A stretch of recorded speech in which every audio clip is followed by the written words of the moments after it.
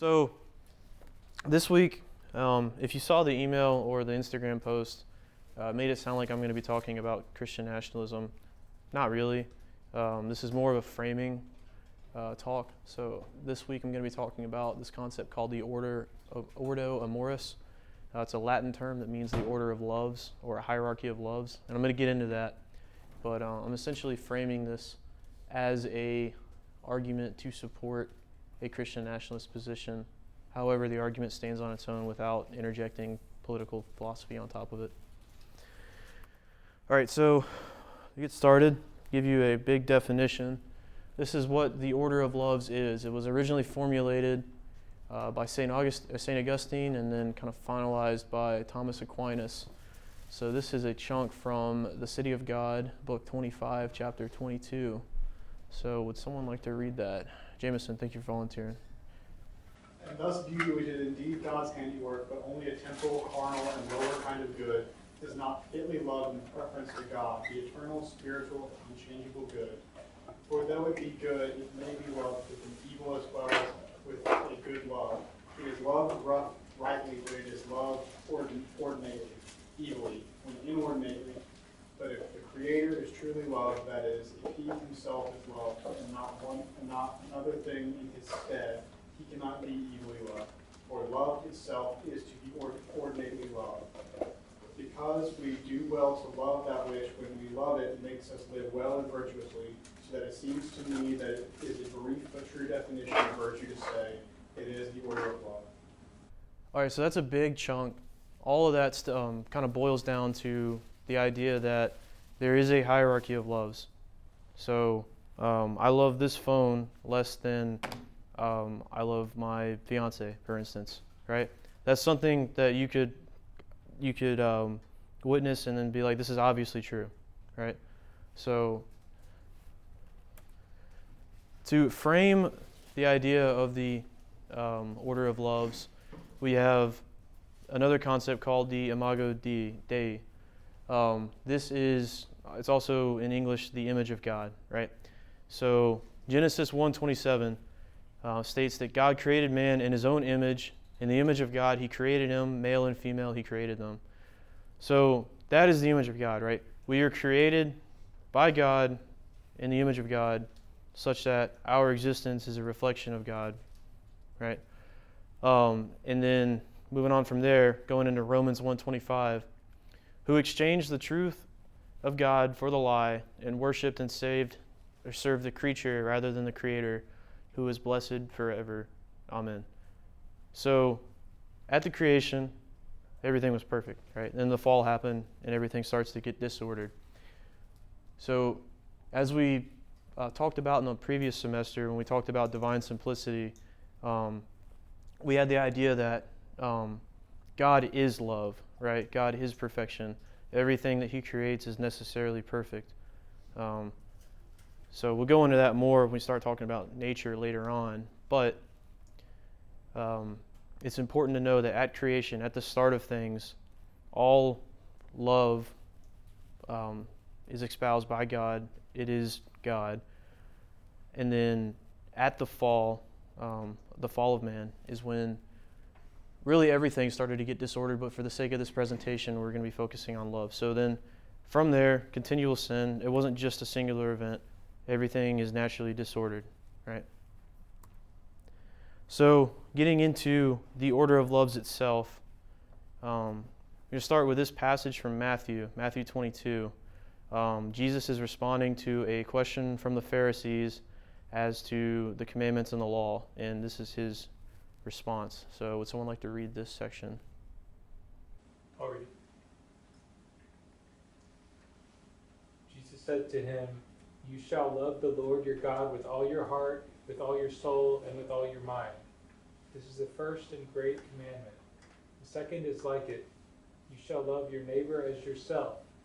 On these two commandments hang all the law and the prophets." Okay, so these are the words of Christ about the two, I guess, kind of chief commandments. And then we're going to break it down from there. So you see within his statement there, he's already introducing a hierarchy. So first, you worship God, and then your neighbor. So it's already necessarily hierarchical, right? So we can at least come to that agreement. So I'm going to expand on that with 4 definitions that I'm going to give in descending order. Those being the love of God, love of neighbor, proper love of self, and then proper love of world. And I'll get into that, each definition. So the first and chief type of love is the amor Dei. It's the love of God. So from his text Confessions, St. Augustine says, "You have made us for yourself, O Lord, and our heart is restless until it rests in you." So this is the very top of the hierarchy of loves, and everything kind of flows into it and then flows out of it as well. So to properly love God is to orient oneself towards God in every aspect. Additionally, all goodness that exists in the world and yourself and your neighbor, so on and so forth, points to God. And then all other types of love and really everything falls into place when you orient yourself towards God, right? So moving on from there, one step down is the amor proximi, which is love for neighbor. So another quote from this time from John Calvin in Institutes of the Christian Religion: "We should consider that the image of God, which we should revere in all, is most certainly in our neighbor." So moving from God himself to our neighbor, second on the hierarchy, love for others, in this sense neighbor being the other, like in the abstract. Love for others is a reflection of love for God, because everything good that you do, for your neighbor, so on and so forth, points to God. Everyone is an image bearer of God, as we discussed earlier through the Imago Dei, and therefore it is necessary to love them appropriately. Also, any sort of love for others must necessarily be grounded in a love for God. Otherwise, it's either abstract or it's just projection in a way, meaningless, if that makes sense. And I'm going to come back to this later after we establish all these definitions, but we'll get through the other 2 first. So next up, further down on the hierarchy, we have the amor sui, which is the properly ordered love for self. I'm going to say properly ordered a lot tonight, and that's important because some of these things like love, worldly love, and self-love are very easy to misconstrue. So from his book, The Four Loves, C.S. Lewis says, "He who loves God will love himself and others in the right way because he loves God and because he cannot help reflecting the character of God." So this is the concept of self-love through the love of God. So it's very important to ground any sort of self-love through the image of God. Otherwise, you get into categorically what is considered self-absorption. That's when you start to place, for instance, yourself in this instance over your love for God. You get a lot of people you'll see, especially nowadays, but really at any point in time, where you get very absorbed in the self, and you see it with stuff like glamorizing social media, so on and so forth. That is an improperly ordered love of self. But a properly ordered love of self is like what Christ says when saying the body is a temple, so on and so forth. And then the last definition is the amor mundi. This is the properly ordered love of the world. So the psalmist in Psalm 19:1 says that the heavens declare the glory of God and the firmament shows his handiwork. So God created the world. Everything God does is good. Therefore, God's creation of the world is good, right? Nature, being like physical nature itself, is a good thing, right? Because God created it. And also nature reflects God's glory without becoming its own idol. So an improperly ordered love for the world is when you start to create an idol of nature, right? So pretty much every pagan religion, for instance, will have worship of nature gods or worship of nature itself. Also stuff like, for instance, like extreme environmentalism places like the concept of nature in the abstract above like a higher power. Whereas a properly ordered love of the world is taking stewardship and dominion over the world such that you're worshiping God through said stewardship. Does that make sense? Okay. So why is this relevant? So in giving this talk on the 31st of January, the vice president gave an interview with Fox News. The interview is about immigration, but I'm not concerned with that today. What I'm concerned with is he brought up this concept of the Ordo Amoris. Before he brought this up, it was kind of on the back burner, mostly relegated to like scholarly circles, and no one really talked about it. But in this interview, I'm going to play about a minute of it. He brings it to the forefront, and then for the last 3 or so weeks, a lot of more mainstream sources have been talking about it. Can I ask, just before you play the video, what you mean when you say love? Like, is the love of self, are you saying that's like self-obsession or liking yourself or comfortability with yourself, or like where does it fall on the spectrum when you say love? So when I say love oneself, it's within like within the biblical framework specifically. So not, for instance, not getting yourself addicted to something, or not falling into depressions and so on and so forth. And then also on the other end of the spectrum is not becoming obsessed with yourself or with the self, like becoming obsessed with aesthetics and stuff like that. Does that make sense? Yeah, but then do you use a different definition of love when you're talking about love of the neighbor? Because in that sense, I don't see it as being an obsession with the neighbor. Yeah, so you don't obsess over the neighbor. I mean, you can, like, people can do that, and that's also disordered. But just, from a common sense, you wouldn't really necessarily do that in the same way that a lot of people fall into the trap of obsessing over the self. Does that make sense? Benji? Love is also often used not in the sense of like a romantic or brotherly love, but instead as a way you treat them. So when it's saying to love another as yourself, it's considered to be a love is to put one over in the sense of how you treat them. So like if I could choose something that would benefit you, the most benefit me, I would treat those as equal things, if that makes sense. Yeah.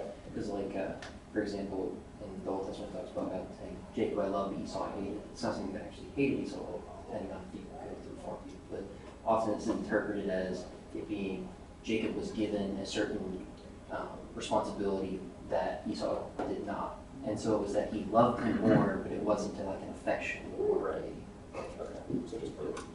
Unfortunately, within the English language, we have one word for love, and it's very limiting. Compare that to Greek, for instance, which I think has 7 words for love. But in the quote I gave earlier from C.S. Lewis, the book The Four Loves, he goes into 4 in particular from Greek, those being eros, which is romantic/erotic love,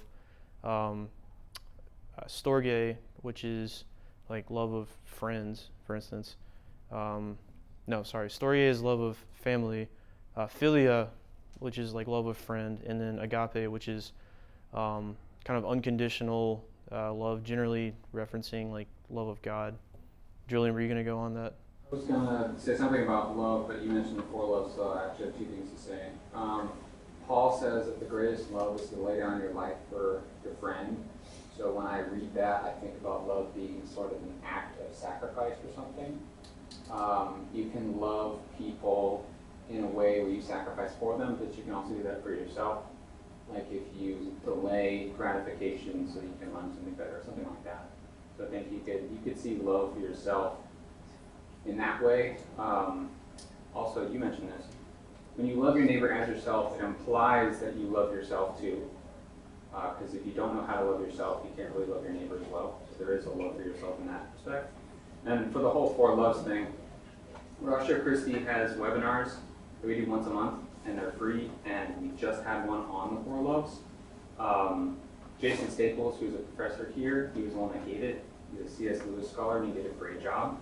So we can put the link up later, but if you want to go see it, it's free online. So yeah. Yeah, so categorically you would, love the self differently from the neighbor based on, the definitions of the terms. Now, I mean, you can be weird and love yourself the same way you love your neighbor, but that's when you start to get like stalking and stuff like that. Right. It's like you can, in the biblical sense, you can love someone even if you aren't feeling someone that I disagree with and don't particularly like being around. I can still love them through an action of putting their good with my own. So we get into about a minute of this interview. The rest of it's not relevant for this presentation. But passion belongs first to your fellow citizens. It doesn't mean you hate people from outside of your own borders, but there's this old school, and I think it's a very Christian concept, by the way, that you love your family, and then you love your neighbor, and then you love your community, and then you love your fellow citizens in your own country, and then after that, you can focus and prioritize the rest of the world. A lot of the far left has completely inverted that. They see. that's enough of that. No, go away. Stop. Okay. So, that interview is kind of what brought this back into the limelight and is why I wanted to give this talk tonight. So, kind of to frame what it means to love your neighbor, based on the definitions we just talked about kind of shortly before, I have two excerpts, one from Aquinas, the next from St. Augustine. So, would someone like to read these two? Max? Grace and virtue imitate the order of nature, which is established by divine wisdom. Now the order of nature is such that every natural agent pours forth its activity first, and most of all on the things which are nearest to it. Thus, fire heats most what is next to it. In like manner, God pours forth the gifts of his goodness first and most plentifully on the substances which are nearest to him.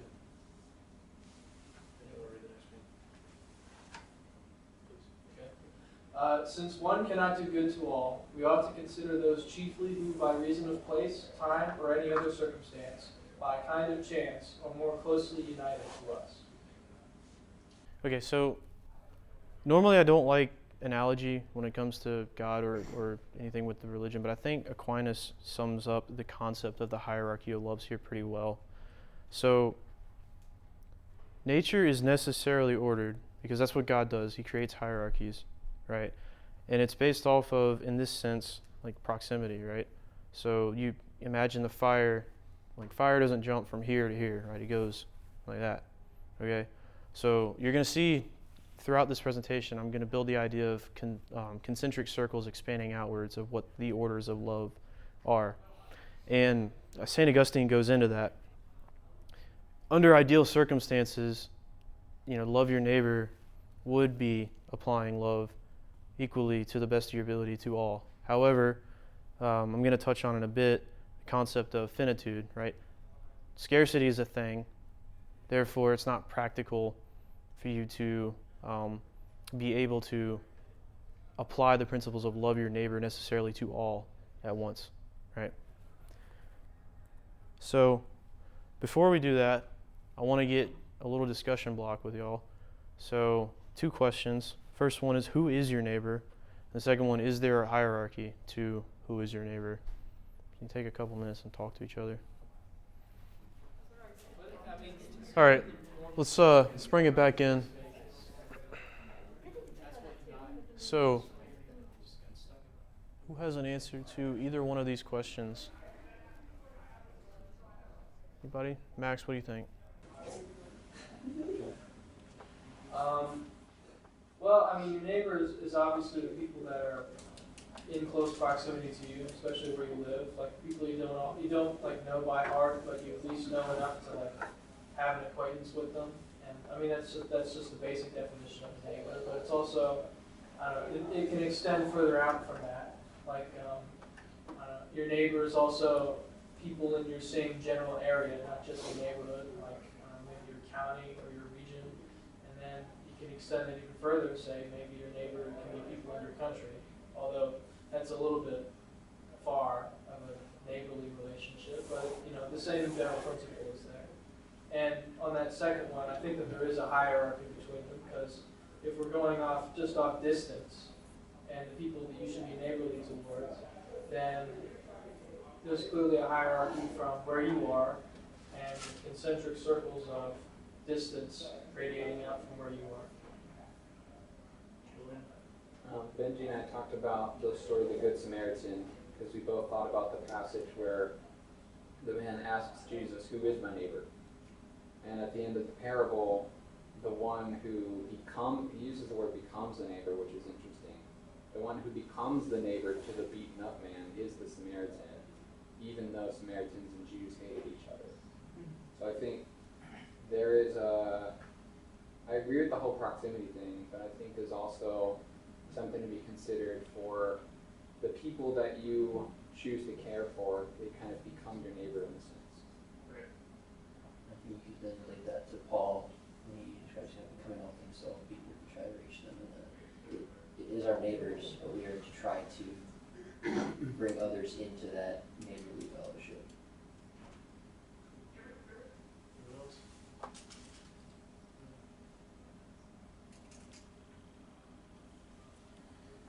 All right, some of you might have seen this chart before. We'll start with a quote from St. Augustine.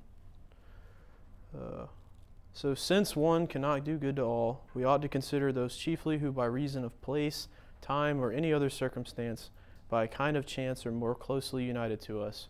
So in the case of the parable of the Good Samaritan was in immediate proximity to the beaten up man, right? So therefore, in that instance, he's his neighbor, right? So there's two factors that make a neighbor. And a neighbor it could be a temporal thing, like in that instance, the Good Samaritan who was passing by on the road, and the man on the ground became his neighbor in that instance. And it could also be a more permanent thing. And the two factors that influence what makes your neighbor are interest and proximity. So I would backtrack to my previous question slide when I said, who is your neighbor? And I would say at base level, like anyone can be your neighbor. However, there is a hierarchy of the neighbor. So interest and proximity, these two tie in together.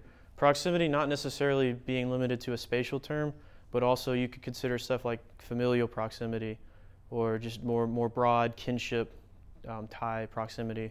Or even if you want to get into other groups like cultural or identity or even like ideological proximity, even though that's kind of lesser. And then why? Like why is it necessary to have a hierarchy of neighbors? Because in reality, in the real world, we're limited, right? The concept of finitude. There is scarcity, both of resources, of time, of your ability to reach the neighbor, the other in this instance. So it then becomes necessary and proper to start at the smallest of those concentric circles and move outwards from there. So on this chart here, in descending order on the pyramid, as we discussed in the slides from earlier, it's a little bit out of order actually, and I'll get into that. So the first being God, right? The Amor Dei, and then the next one, our own soul. Well, what does that mean? That seems to be an inversion of the self versus the neighbor. Well, what it's getting at is your own personal relationship with God. You must put first before you start reaching out to others. Because if you're not secure yourself, you're going to be interacting with others in an insecure manner necessarily. Then from there, our brethren's soul. So what it means by brethren in this instance is the body of believers.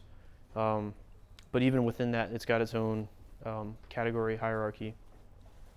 And then moving outwards from there, you have the levels, as Max was talking about with the proximity. So, your household, then your friends, then your countrymen, then the household of faith, and then the last on the category being them who have need, right? So that's like the abstract other, if that makes sense. I have a question about the chart. How, when you have things like the household of faith beneath our household or our friends and acquaintances, how would we address passages when Jesus says you must hate your mother and father? In this sense, we acknowledge that hate is more so the put above in your actions, not a that you despise them. But it seems to me that that would be going against this chart, and that the household of faith would go above our household. Right. So in the context of that, I believe when Jesus was talking, it was in response to the Pharisees, and it was talking about specifically putting God first. So I would argue when Jesus was saying that, he was saying that hate, I believe the same word for hate there is the same one that God uses for Esau, to hate your mother and father by placing them below your relationship to God. I had to check on the Greek word used there, but I believe it's the same one, like in the Septuagint passage where God is talking about how he hated Esau, like we talked about earlier. Does that make sense? What about, like, connected, I guess it would be, I was going to say about the man burying his father, that would also be God in the sense of following Jesus. Something similar to that, I guess. So household is listed above the household of faith, but I could imagine a scenario where somebody becomes a Christian and their parents are like a devout Muslim family or something, and they now hate their child because they're an apostate. I could see how that person would want to honor their father and mother, but at the same time have a more close relationship and more an interest in the believers in their community and not their parents. Mm-hmm. So how does that interact with this? I think in cases like that where your family is apostate and is like hostile to you overall, while still keeping in or keeping with the commandment to honor your mother and father, just as a matter of prudence, kind of have to put that to the wayside without, like damning your parents, for instance, if that makes sense. Like if your parents are apostate or like severely abusive or whatever the case may be, if that's what you're getting at, it wouldn't make sense to place them still up in that level. And I will say, this chart is just a visual representation. I'm not going to argue directly every category on the list. So for the Ordo Amoris, just in general, would it be reasonable to say that it's a guideline, but you still have to have discernment when you're trying to figure out these relationships? Yes, discernment is key to everything, I believe.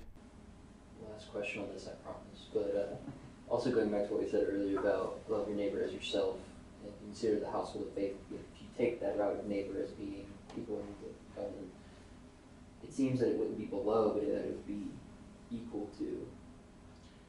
It depends, really. If the household, like if your particular household is in the household of faith, it would just make sense from a common sense logical perspective that you're going to care for your family first before the family of Christians next door to you. I'm talking here about our own self, where it's like our own body over. Oh, I see what you mean. So what this is getting at is like your relationship with God being squared away first before looking external. It's not like saying like place yourself above your neighbor necessarily. It's more so getting at your connection to God. Does that make sense? It does. I see that when it comes to like the soul, when it describes body, I would see that more on the level that I would think our own body and. Yeah, if I was to make this, I would probably delete the our own body part. Okay, this is probably the last question for me too. Actually, I don't even know if this is a question. I can see how people could look at something like this and have a nice visualization and all that, and therefore take it legalistically. Right. Where they say, okay, we've got a list here.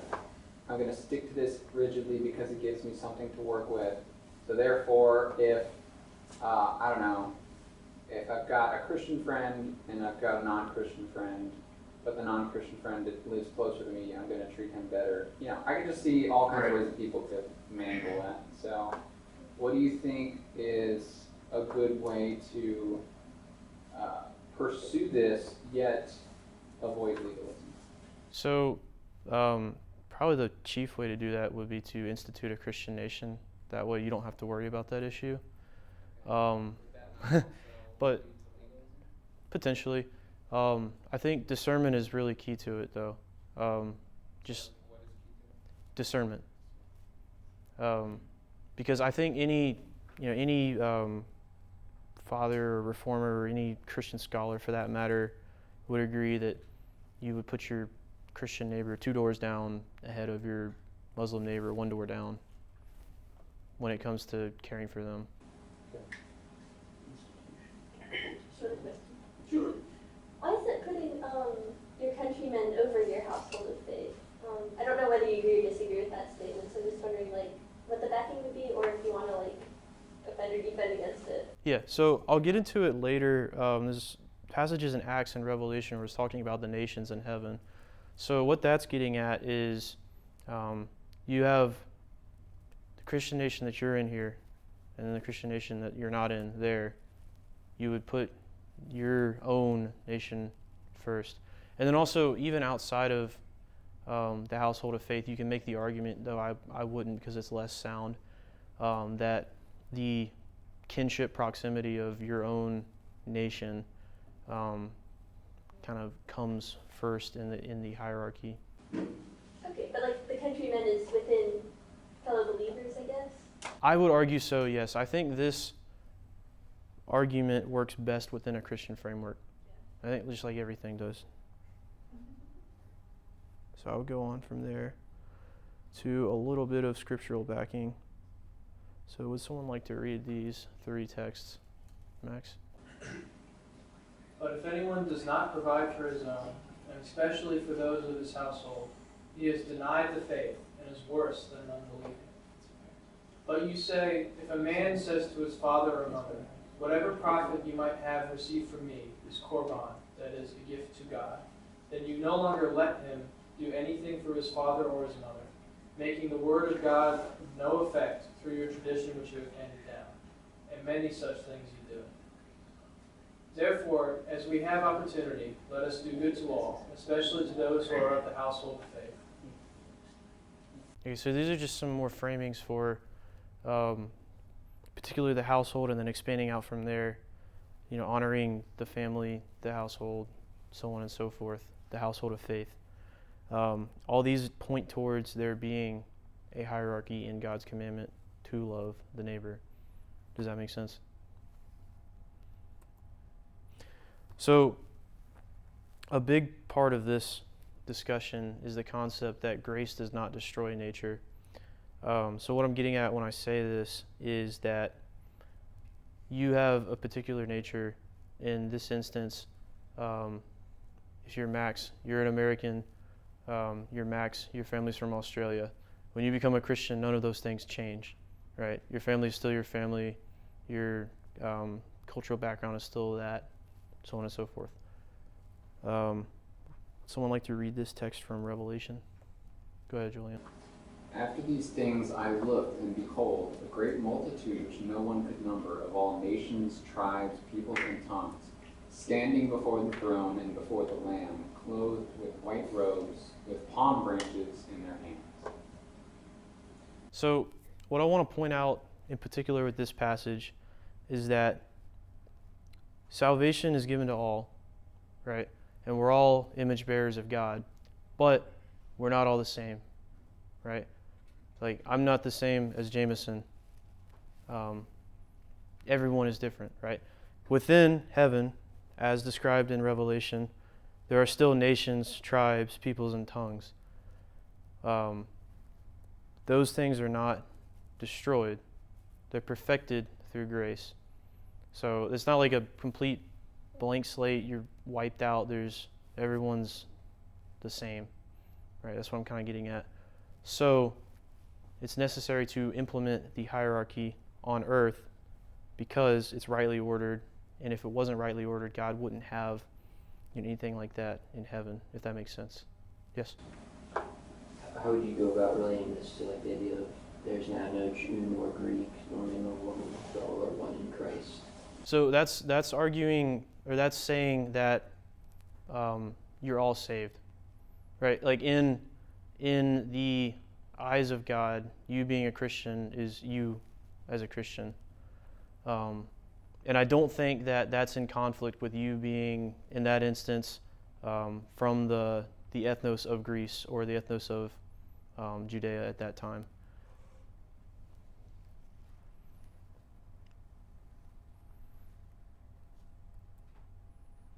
So another discussion block, I'd ask, what is a nation? So you can talk with each other about that. All right, let's bring it back in. So before I address this question, I want to talk to Benji, what you were saying earlier, the passage from Galatians. So you're quoting Galatians 3:28, where Paul is talking about there being neither Jew nor Greek, nor slave nor free, nor male nor female. You all are one in Jesus Christ. So what that's talking about is it's not talking about eliminating your differences. It's talking about essentially the equality of salvation, right? So you're all equal in the eyes of God despite your differences, not eliminating your differences. So the emphasis in that passage, 2 verses before and then also 1 verse afterwards, you're all children of God through faith. So it's talking about having equal access to God, not God ranking you differently based on if you're Julian or if you're Benji, based on your background or your caste. Because at that time, it's important, he says, neither slave nor free. There's so many passages throughout the Bible talking about, how slaves are to be with their masters, right? If God didn't institute a system of that particular hierarchy of power, then why would he address it if it, wasn't a thing? I just want to clarify Sure. here. We're not... No, I'm not advocating that. I'm just... He said a hierarchy he instituted implies that the hierarchy founded in slavery is what's instituted. And I wouldn't say that that would be instituted by God versus being a reality of man in our fallen state that God then describes how we're supposed to relate to that reality. Sure, I should have clarified it that way. I did it in a poor way. I'm not, Ratio Christi advocating for chattel slavery. It's a great thing. No, but so what I mean by that is the differences exist, and even after you receive your salvation, especially when you're on earth, or particularly when you're on earth, if you are, in that instance, a slave, or modern days, if you're, say you work in fast food and someone else is a CEO, you both come to Christ, you're still that, right? And that's still immutable. So all that to say that what it's getting at is you have equal access to Christ, and Christ sees you equally. However, the nature of your state, in state of being and the state in the world is not changing. Not changing necessarily. I mean, it could change. Does that make sense? Okay. Question? When you said there's a hierarchy and that there are differences, is there a chance of, let's say, some people overemphasizing their own differences and like keeping them as a priority a bit too much to an extent and not caring for others? Do you think, like, for example, slavery or something else, some other examples before? So where would you personally like draw the line, or how do you see this as? Do you see this as a obstacle? Or? So it can be. It just depends, really. It's when you make an idol out of something, I think that's where the line is, right? So we'll get away from the slavery argument because I don't want to go into that. But we'll go into like a more modern example, right? If your lot in life, let's say, a good example, we can take a rich man, right? Because there's parables about this. If you take pride in your lot being wealthy, right? You make an idol out of that. I think that's where that line is. It's different than, coming into the faith and saying, well, I'm an American, I'm proud to be that. However, I'm not gonna like go around and be like, well, you're Max, you're from Haiti, I don't like you, I'm better than you. I think that's where that line is. Does that make sense? And I'm gonna kind of coast on that shortly. But to answer this question, what did y'all say? Benji and I kind of came up with different ideas about it, and we were unsure whether they could mesh together. So he was saying about having submission to a government. Like if you submit to the government of Australia and you become a citizen, then you'd be part of that nation, or America, or whatever. I said, I think it has to do more with an identity, where you have a common identity, and that's kind of hard to define as well, but I think there's something to that. But then we were thinking about it, and we're like, well, maybe there's some overlap where you could have somebody who's technically a citizen, but they don't subscribe to the identity of the country. Or you could have somebody who really likes a certain country and would love to move there and be a part of it, but they're not a citizen. We don't exactly know what to do with those fringe cases. I thought the idea of like I want to add it like more like a sovereign nation, the idea of like ruling oneself and as that group. And so like the reason I wouldn't have said anything about like identity was because of the idea like no matter how much I disagree with or agree with the nation in which I dwell, if I'm not in a collective that is decided to rule this way, I would not call myself a nation, even if I am in a collective of people who think the exact same as me. All right, so I'll get into that. That's important because there's some definitions we need to cover. So when answering the question of what is a nation, I wanted to look back at some older definitions because a lot of modern definitions are very politically charged, one way or the other. So this is the origin of the word in English, going back to Middle English, then to Old French, then to Latin, then to Proto-Indo-European. So I'm not going to read this out, but just look at it, right? There's some key points in here.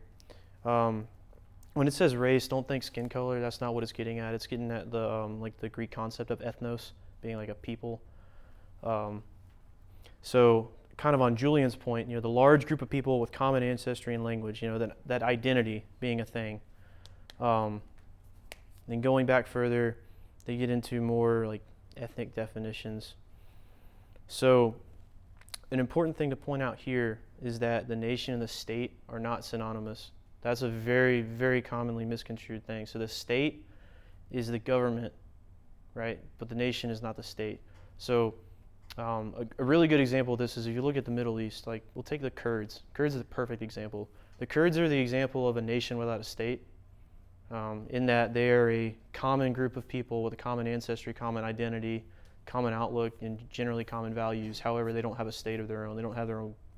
They sort of do, but they don't really have their own government. And then likewise, you can have states that don't necessarily have nations. So most empires, for instance, while having a core group of people, the entire empire itself is a state representing multiple nations. So a good example of that, like Max was talking about with the Ottomans, the Turks being the kind of the core nation. However, on the majority of the empire, the nations within the empire don't necessarily have a state that represents them. So the definition that I'm going with is the established definition of what a nation is, that being the identity, like the common identity of whatever you want to consider that. It's not always the same thing. It could be a blood identity, but it could also be, if you're talking like a propositional nation, is more of a cultural identity. So I think the identity is the key factor in that. Yes? As an example, when the Israelites had escaped from Egypt, but they had not yet received the Mosaic Law, where would they fit into this? Would they be a nation or a state or something in between? They were a nation, and they maintained that status as a nation. And you could argue at that point that their state was Moses. And then from there, the state became the Mosaic Law and the governance system from there, and then the monarchy and so on and so forth.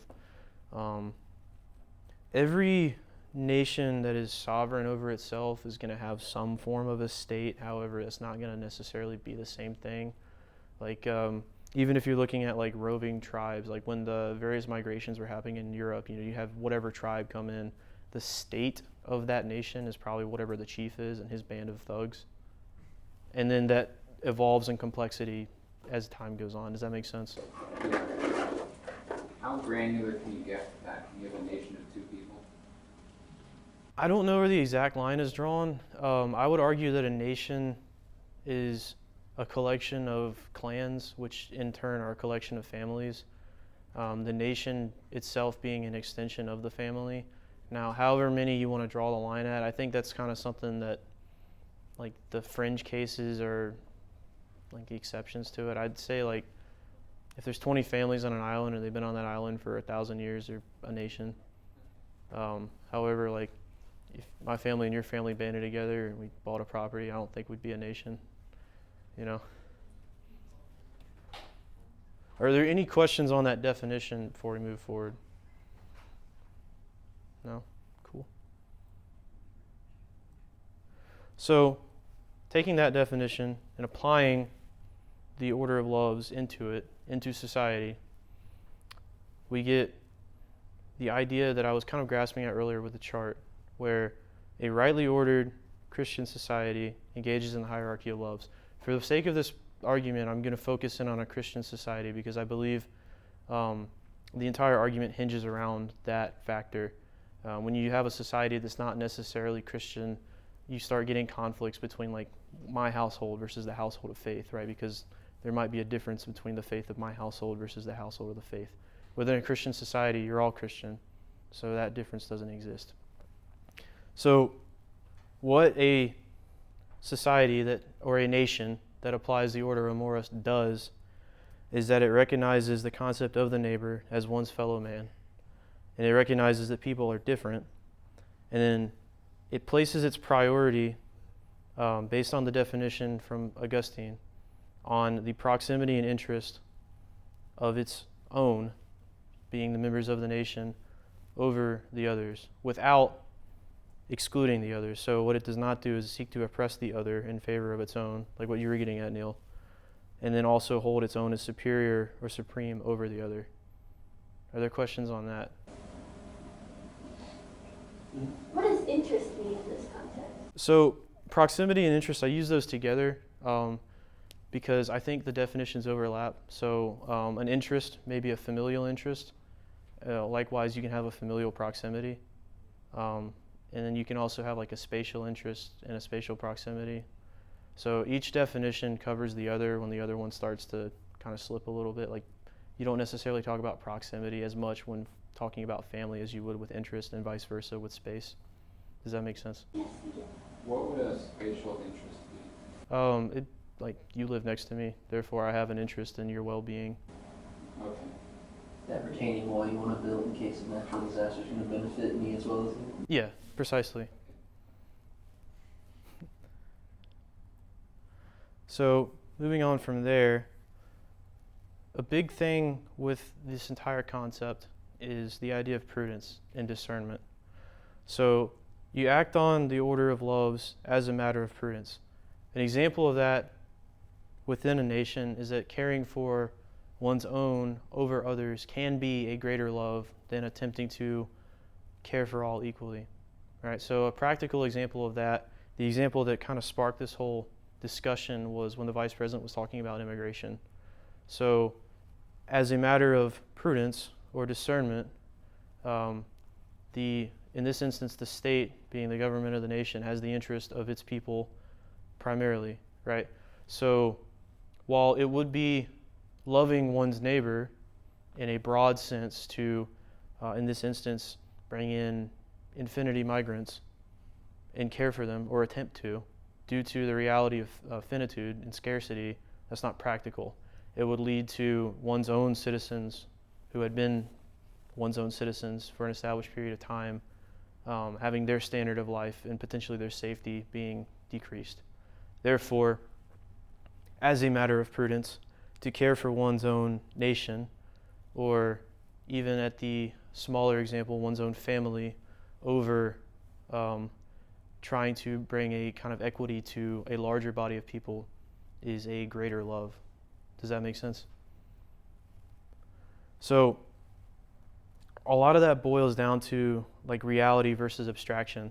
You know, a lot of the opponents of the concept of a hierarchical system of loves, a lot of their ideas exist in, like, idealism. It sounds really good, and it's good generally to hold the idea that, yes, you should care for all, and obviously you should. However, in reality, a lot of times it's not practical to apply that. It doesn't mean that you shouldn't try. However, when you are attempting to reach the other, the distant other, and to the detriment of the more closer relation to you, you're causing problems. And in doing so, applying love, quote unquote, equally or equitably in this sense, to all can in fact and will in fact lead to unequal outcomes, and it's not good. It's arguably evil, right? If a good example is in the church. If all of us put $10 into the church, and then the church had the idea of equitable distribution because, love all, and gave all $10 back, or distributed those $10 to another group of 10 people who have varying life statuses. Sure, they're all getting $10, but if 9 out of 10 of them are CEOs and one of them is a homeless man, is it really benefiting the group as a whole? Likewise, if you have a group of others, just broadly speaking, not to demonize any particular group, but a group of others and a group of your own citizens, if you have the resources to help one or the other, based on the definitions we gave earlier, the proximity and interest, it would be within your interest as the state, in this instance, to help the citizens of your nation first, such that potentially those citizens will be able to help the others in the future. And then also, inequality is not injustice, right? We're all created differently and we're all unequal, right? I can't run as fast as Max can, right? But I can reach the top shelf. Sorry, Max. And there's nothing wrong with that, right? We're created differently, even more intrinsic differences like gender. It's created for a reason. We're all different for a reason. It's all part of God's plan, right? So we're all unequal in those senses, just like, it's unequal for me to be in my situation and then a Haitian person for their situation. We're unequal, but that's not necessarily unjust, right? It's just a matter of circumstance, a matter of how God's plan is playing out in each individual's life.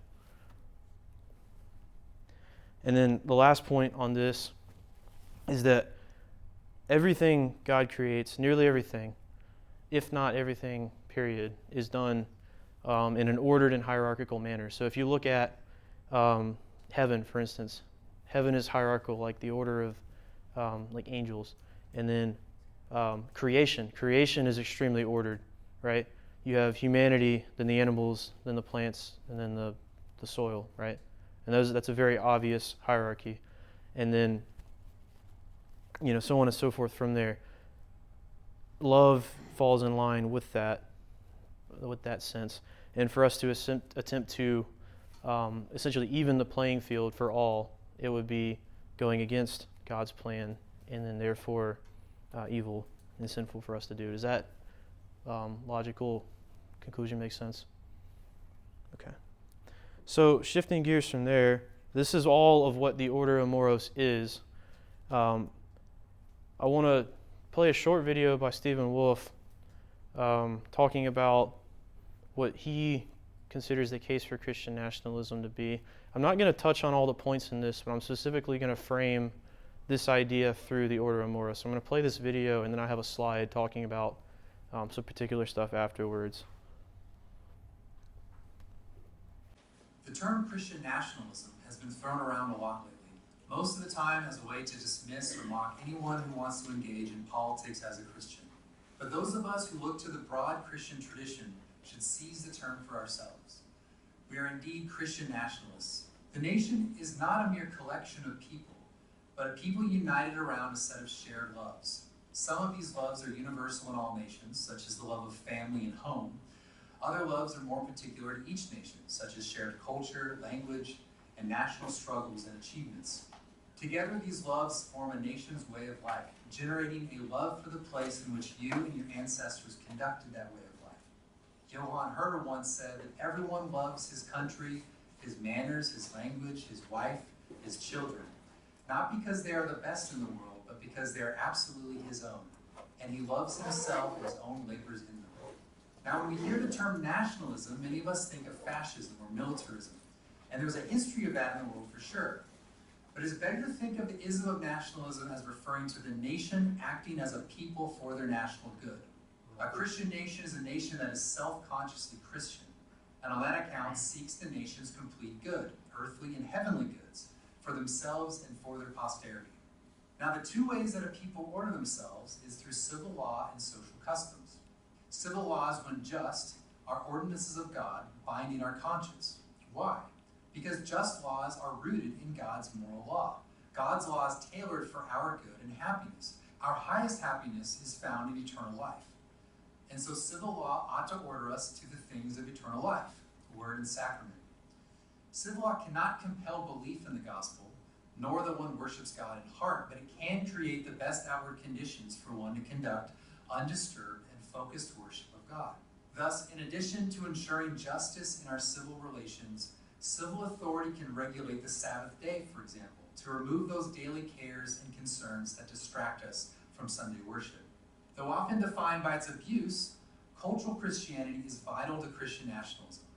While civil law is an explicit ordering of society, cultural Christianity operates implicitly by establishing in us a positive, prejudicial regard for the gospel. It cannot bring us to faith, but it makes the truths of the faith plausible to us. Cultural Christianity also contributes to a more orderly, high-trust society, since everyone has a mutual expectation of Christian conduct. Thus, we have an explicit ordering of civil law and an implicit ordering by social custom. Together, these compose the sort of thing Christian nationalism is, what I call a totality of national action. This is a fancy way of saying that all things that a Christian nation would expect of us, both in law and custom, and no matter how mundane, are for the good of the whole. I'm Stephen Wolfe from the term Christian No, stop. There you go. All right. So, getting into Christian nationalism, this is a scholar on the matter in his book Dialogues. Max, would you like to read this quote? Sure. You have a duty to your neighbor, who is almost always your fellow citizen. In order to more properly dwell with your neighbor in the fullness of life, you should help establish the preconditions of a Christian society where you immediately are. It is possible to do this because a nation, being an extended family, is possible to make Christian.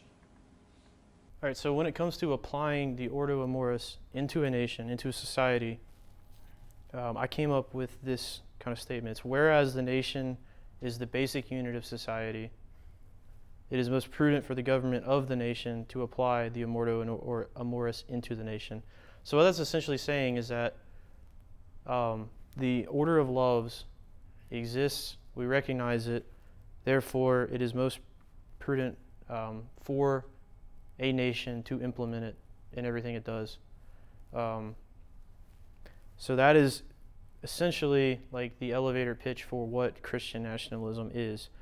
Now, I'm not going to get into like all the different like nitpicky stuff. I mean, we can talk about that afterwards, but there's a bunch of different types of Christian nation, right?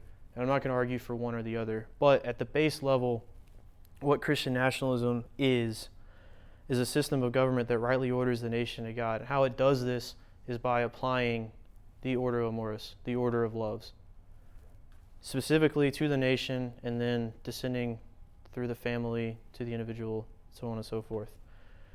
All in order to try to orient society, orient the people towards God. So yeah, that is all I have. Any questions? Okay, so I can imagine, could you go back one slide?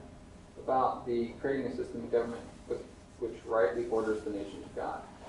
Hypothetically, if you had a country where every single person was actually a Christian, having a Christian government would be really easy and it would make sense, because everybody would be on board. Just hypothetically. That is something that in our country would have been a lot easier than today. but admittedly, many people, I would say even people who claim to be Christian, really aren't. And you have a lot of people who either advocate for other religions or advocate for no religion or whatever. So implementing this kind of thing would be a lot harder. A lot of people would feel like they're honestly being oppressed. I think some people would say that at least. So how would you go about advocating for this kind of thing without making it the kind of thing that you have to force it? Because obviously what Stephen Wolfe just said is that you can't force belief in Christ. Right. It's ordering society in a way that makes that kind of stuff easier. How do you go about it given the society that we're in where people are not necessarily interested in following the Christian religion? So, firstly, what you would do is you would, sway more people to the perspective, which is already happening. It's this movement's growing. Like Culturally, and then like particularly within this ideology. Then you get to a point to where it's feasible to implement it, and then from there, you start, to implement the policies. You can't force someone to accept the gospel, but as a Christian government, you can enforce something like a Sabbath law. And that's something we had before. Actually, in North Carolina, we had Sabbath laws up until, I believe, the early 2000s. In that sense, it's policy that there is precedent for. And really, the biggest thing with the Christian nation is when you base your governmental system around Christianity, you essentially eliminate the possibility of reorienting away from it. I think that was one of the foundational flaws of the United States, is by not instituting some sort of a Christian religion federally. Despite nearly every state at the foundation of the United States having an instituted state religion, not doing so federally allowed down the line Supreme Court cases to essentially push religion out of the country entirely. Who Sorry? who would do that? Who? Who What do you mean? would do it? If it wasn't for religion, then who? If it wasn't for religion, what do you Sorry, what are you getting at? No, I mean because when you want to kind of regulate something, that's playing God. So it would be God, and he's up there. We're down here. So who else? Who else could do it? In this instance, it would be the state. Well, I think there's something fundamentally flawed when you think that the hierarchies that Herder was talking about need more representation from what maybe someone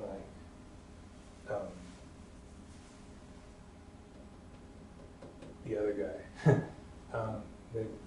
I guess there was the guy. His name starts with T, but I was trying to remember his name. Aquinas? Thomas Aquinas. Yeah. So, what categories are you getting at? The Grace and virtue as an order of nature. It's kind of Yeah. So, grace and virtue imitate the order of nature, which is established by divine wisdom. So, the fall of man and the continuing of sin leads man away from grace and away from true virtue within nature. The idea is to have some sort of a system that, while not compelling people towards the religion necessarily, creates the preconditions for the religion by attempting to eliminate, or at the very least lessen, some of those vices or ability to sin, such that a lot of the temptation, so on and so forth, is not there to begin with. An example of that being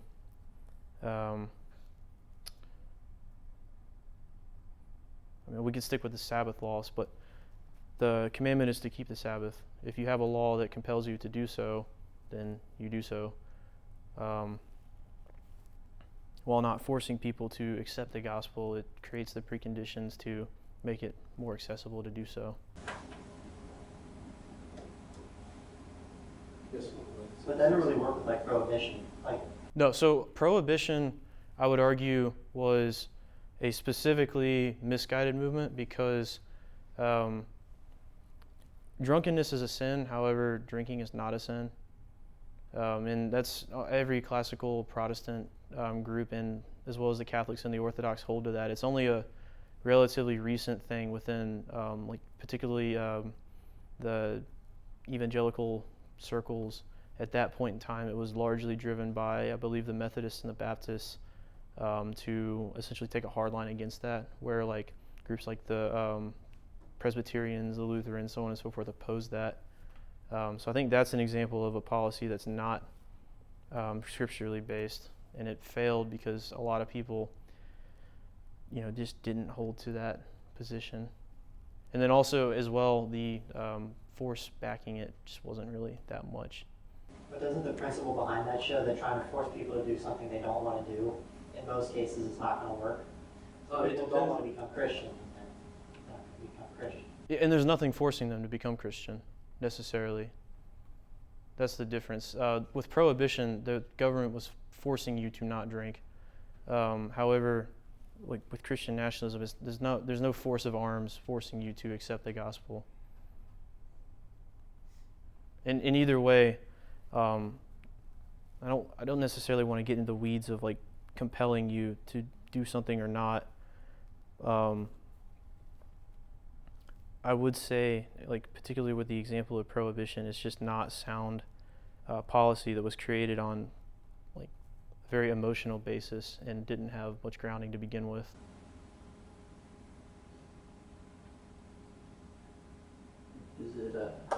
Is it feasible to have a Christian nation that is able to follow Matthew 18's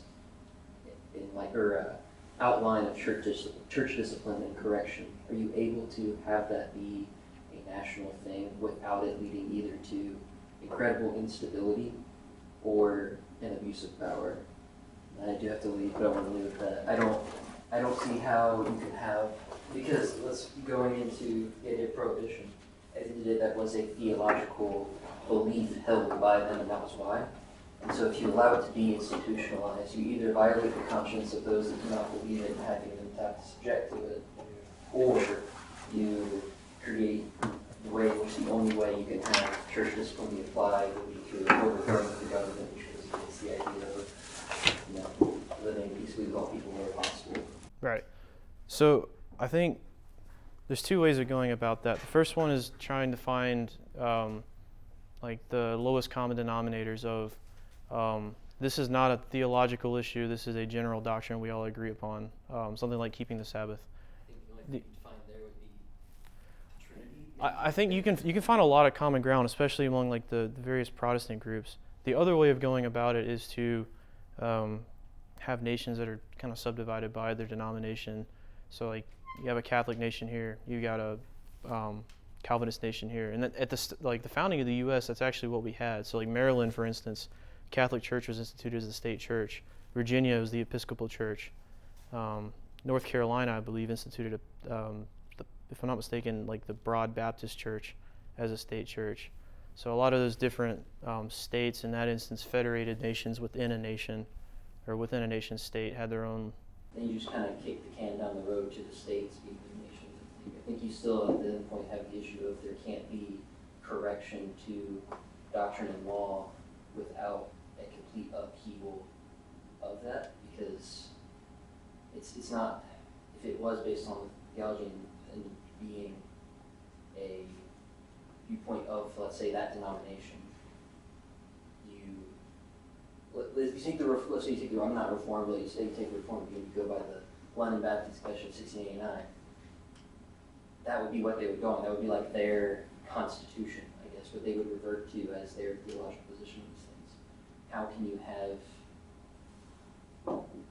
at that point it does seem to follow more into the totalitarian form of that, rather than, but I do have to go, but just leaving with that. Thank you.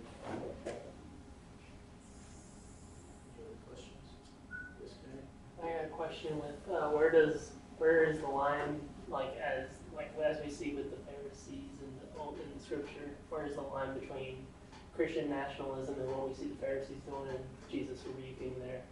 Right. So Pharisaical legalism was essentially becoming a religion in and of itself. They lost true faith in the pursuit of legalism. So I think the line is there. I think you can maintain true faith and have a lot of these policies, but if you go too far and you start getting into doctrinal issues that start off being a little iffy, go on, and go on. You get stuff like, I'm trying to say this without attacking a denomination. So we'll go with that. The Southern Baptist Convention at the time was leading, along with the Methodists, I believe, they were leading that whole, and they're not Christians, Seventh-day Adventists. They were leading the charge on that, right? So that was an instance of legalism, extra-biblical legalism, based on the idea of, okay, well, drunkenness is a sin, so let's extrapolate back from there. Okay, all drinking is a sin. I think that's where that line exists, when you start going extra-biblical.